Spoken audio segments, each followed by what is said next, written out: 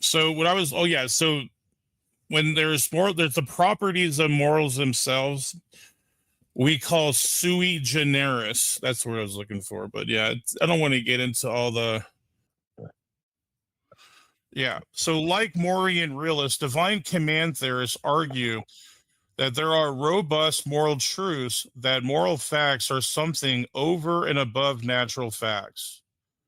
That's called moral ontology, the nature of something. When you talk about the nature of something, we're talking about ontology.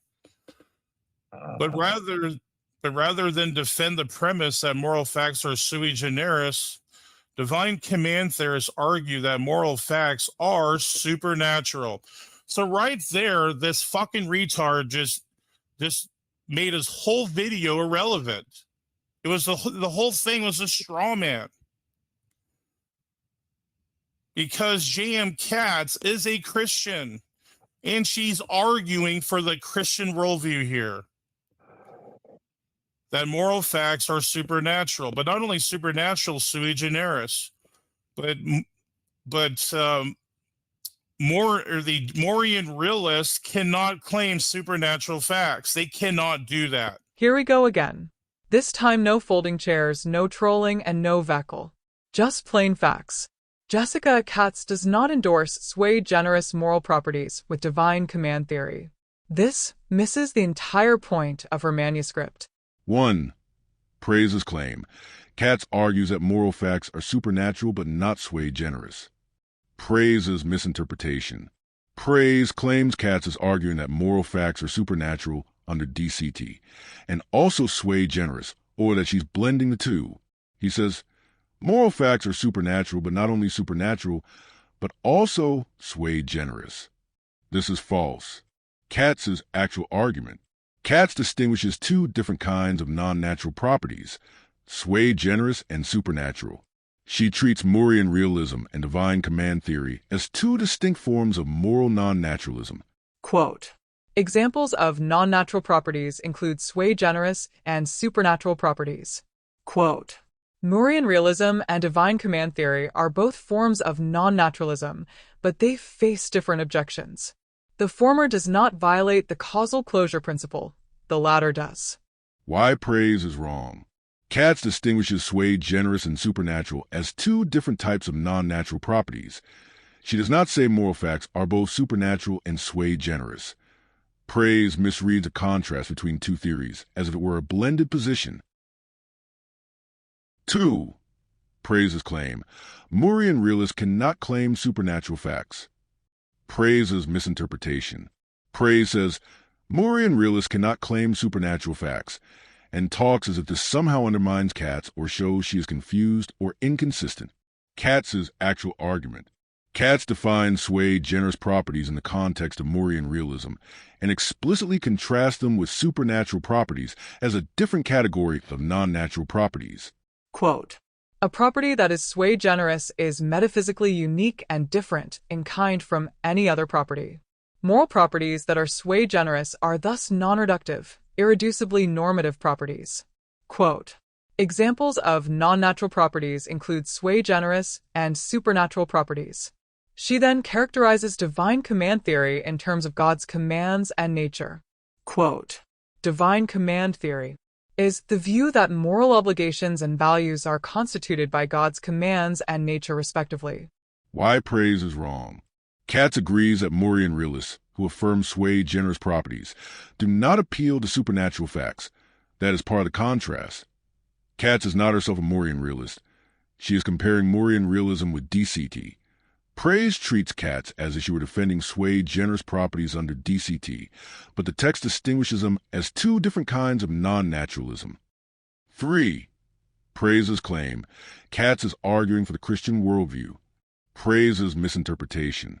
Praise says, J.M. Katz is a Christian, and she's arguing for the Christian worldview here, and implies that she is simply defending DCT while ignoring or muddling sui generis properties.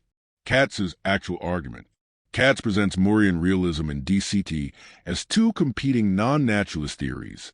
She describes Moorean realism in terms of sui generis properties and DCT in terms of God's commands and nature. Quote, moral properties that are sui generis are thus non-reductive, irreducibly normative properties. Quote, divine command theory is the view that moral obligations and values are constituted by God's commands and nature respectively. Quote, Moorean realism and divine command theory are both forms of non-naturalism, but they face different objections. Why praise is wrong. Katz is evaluating DCT in relation to Moorean realism. She is not fusing sui generis properties into DCT. She keeps Moorean realism sui generis and DCT supernatural conceptually separate. Praise misrepresents this comparative project as if she were conflating the views into one single Christian worldview that is both supernatural and sui generis. For Praise's claim, Katz made the whole video relevant. Praise's misinterpretation. Praise claims that because Katz says DCT involves supernatural morality, any discussion of sui generis properties is irrelevant or a straw man. Katz's actual argument. Katz's project involves comparing two non-naturalist options, one with sui generis moral properties, Moorean realism, and one with supernatural grounding in God, DCT. She explicitly places both under the umbrella of moral non-naturalism. Quote, examples of non-natural properties include sui generis and supernatural properties. Quote, Moorean realism and divine command theory are both forms of non-naturalism, but they face different objections. Why praise is wrong. Katz treats sui generis properties as central to understanding Moorean realism, the main rival to DCT in her discussion. She addresses sui generis properties precisely because she is contrasting them with DCT's supernatural grounding. Critiquing sui generis properties and comparing the problems with DCT is part of her argument, not irrelevant to it. Summary of Katz's position.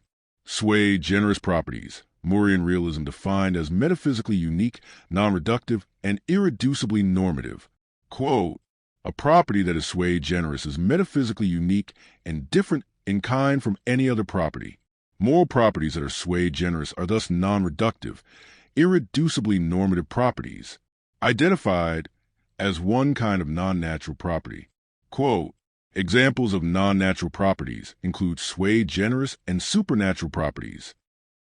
Supernatural properties, divine command theory described as moral obligations and values constituted by God's commands and nature. Quote, divine command theory is the view that moral obligations and values are constituted by God's commands and nature respectively, also classified under non-natural properties, but distinguished from sui generis ones. Quote, examples of non-natural properties include sui generis and supernatural properties. Katz's argument. Both Moorean realism, sui generis, and DCT supernatural are forms of non-naturalism, but they are distinct theories facing different objections. Quote, Moorean realism and divine command theory are both forms of non-naturalism, but they face different objections.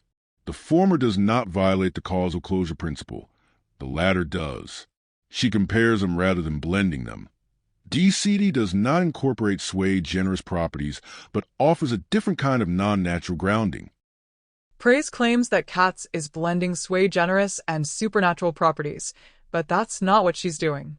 Katz is contrasting divine command theory, which grounds morality in God's commands, with Moorean realism, which treats moral properties as sui generis and irreducible.